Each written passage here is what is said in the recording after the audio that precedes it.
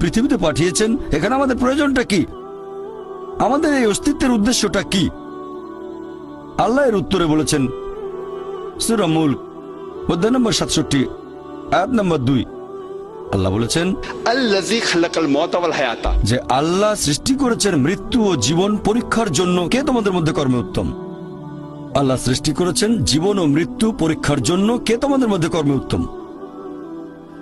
আল্লাহ পবিত্র কোরআনে বলেছেন সূরা আলে ইমরান অধ্যায় নম্বর 3 আয়াত 185। আল্লাহ বলেছেন কুল্লু নাফসিন যায়কাতুল মউত, প্রত্যেক জীব মৃত্যুর স্বাদ গ্রহণ করবে, আর চূড়ান্ত বিচার হবে রোজ কিয়ামতের দিনে। যাকে সেদিন দোজখ থেকে রক্ষা করা হবে আর বেহেশতে দাখিল করা হবে, সেই পৃথিবীর উদ্দেশ্য অর্জনে সফল কাম। কারণ এই পার্থিব জীবন ছলনাময় ভোগ ব্যতীত আর কিছুই নয়। তার মানে এই পৃথিবীতে আমাদের ইহকাল, এটা পরকালের জন্য একটা পরীক্ষা।